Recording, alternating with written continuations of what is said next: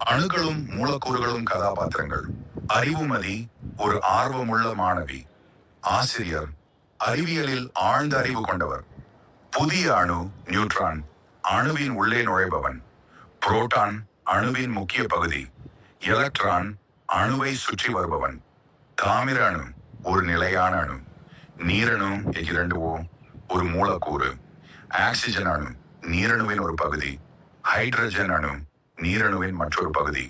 காட்சி 1. வகுப்பறை. அறிவுமதி தனது நோட்டு புத்தகத்தை வைத்துக் கொண்டு யோசிக்கிறாள்.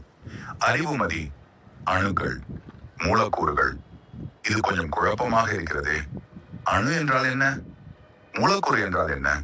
ஆசிரியர்: வணக்கம் மாணவர்களே. இன்று நாம் அணுக்களும் மூலக்கூறுகளும் என்ற பாடத்தை பற்றி ஆழமாக பார்க்க போகிறோம். அறிவுமதி: ஏதேனும் சந்தேகம் உள்ளதா? அறிவுமதி: ஆமையா, அணு என்றால் என்ன? அது எதனால் ஆனது? ஆசிரியர்: மிகச்சிறந்த கேள்வி அறிவுமதி. வாருங்கள், ஒரு நாடகம் மூலமாகவே இதை புரிந்து கொள்வோம். அணுக்கள் என்பவை நம்மை சுற்றியுள்ள அனைத்தையும் உருவாக்கும் மிகச்சிறிய துகள்கள். காட்சி 2. அணுவின் உள்ளே புரோட்டான். மகிழ்ச்சியுடன்: நான் புரோட்டான். நான் அணுவின் மையத்தில், அதாவது உட்கருவில் வசிக்கிறேன். நான் நேர்மின் சுமையை கொண்டவன். என் எண்ணிக்கையை வைத்துதான் ஒரு தனிமம் எது என்று முடிவு செய்யப்படும். புதிய அணு நியூட்ரான். நான் புதிய அணு, அதாவது நியூட்ரான். நானும் புரோட்டானுடன் உட்கருவில் தான் இருக்கிறேன். ஆனால் எனக்கு எந்த மின்சுமையும் கிடையாது. புரோட்டான்கள் ஒன்றாக இருக்க நான் உதவி செய்கிறேன். எலக்ட்ரான் சுறுசுறுப்பாக சுற்றி வருகிறான். நான் எலக்ட்ரான். நான் உட்கருவை சுற்றி வெவ்வேறு சுற்றுப்பாதைகளில் ஓடிக்கொண்டிருப்பேன். நான் எதிர்மின் சுமையை கொண்டவன். எனது எண்ணிக்கையும் புரோட்டானின் எண்ணிக்கையும் சமமாக இருக்கும்போது ஒரு அணுமின் நடுநிலை நியூட்ரல் ஆக இருக்கும். புரோட்டான் அணுவின் நிறை பெரும்பாலும் எங்கள் இருவரையும் சார்ந்ததுதான். எலக்ட்ரான்கள் மிக மிகச் சிறியவை. நியூட்ரான்: ஆம், நாங்கள் இல்லாமல் அணுக்கள் முழுமையடையாது. ஆசிரியர் மேடைக்கு வருகிறார்.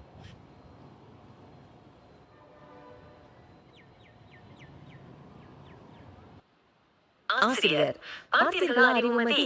இதுதான் ஒரு அணுவின் அமைப்பு. புரோட்டான், நியூட்ரான், எலக்ட்ரான் ஆகிய 3 அடிப்படை துகள்கள் அணுவை உருவாக்குகின்றன. இதுதான் டால்டனின் அணு கொள்கையின் அடிப்படை. அதாவது அணுக்கள் பகுக்க முடியாதவை என்றார் டால்டன். ஆனால் பிறகு அணுவுக்குள் இந்த 3 துகள்கள் இருப்பதை கண்டறிந்தார்கள். அறிவுமதி ஆச்சரியத்துடன்: ஓஹோ, அப்படியானால் ஒவ்வொரு தனிமத்திற்கும் புரோட்டான்களின் எண்ணிக்கை வேறுபடுமா? ஆசிரியர்: சரியாக சொன்னாய். புரோட்டான்களின் எண்ணிக்கையே ஒரு தனிமத்தின் அணு எண்ணாகும், அட்டாமிக் நம்பர். உதாரணமாக தாமிர அணுவை பார்ப்போம். மேடையில் தாமிர அணு தோற்றமளிக்கிறது. தாமிர அணு திடமாக: நான் தாமிர அணு. எனக்கு 29 புரோட்டான்கள் இருக்கின்றன. அதனால்தான் நான் ஒரு தாமிரம். என் அணு எண் 29. அறிவுமதி: அப்படியானால் அணு நிறை, அட்டாமிக் மாஸ் என்றால் என்ன ஐயா? ஆசிரியர்: அணு நிறை என்பது உட்கருவில் உள்ள புரோட்டான்கள் மற்றும் நியூட்ரான்களின் மொத்த எண்ணிக்கையை குறிக்கும்.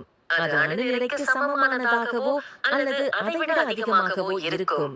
காட்சி 3. மூலக்கூறுகள் உலகம்.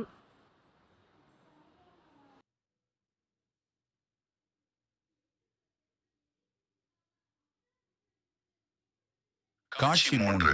மூலக்கூறுகள் உலகம். ஆசிரியர்: அணுக்களின் இணைப்பால் உருவாவதுதான் மூலக்கூறுகள்.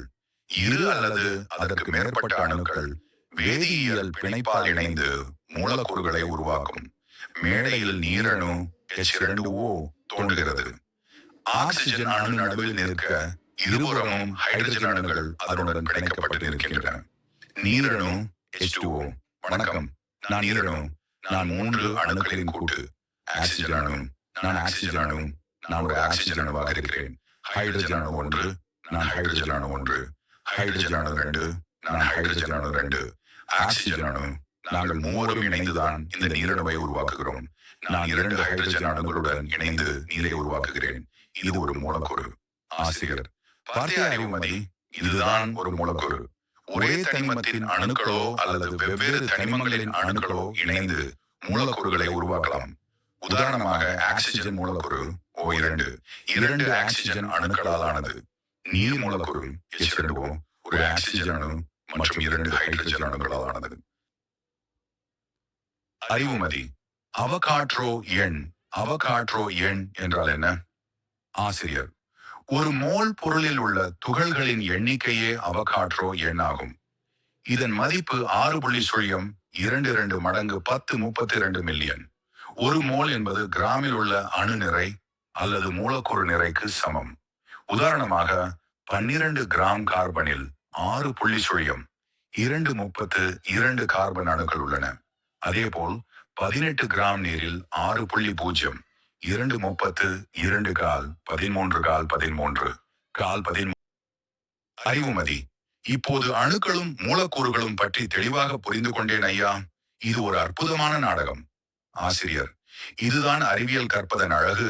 அறிவுமதி: அனுபவபூர்வமாக கற்கும்போது கருத்துக்கள் மனதில் ஆழமாக பதியும். மேடை இருட்டுகிறது. வெளிச்சம் மீண்டும் வரும்போது ஆசிரியர் மற்றும் அறிவுமதி வகுப்பறையில் நிற்கின்றனர். அறிவுமதி: மிக்க நன்றி ஐயா. இந்த நாடகம் பாடத்தை மிகவும்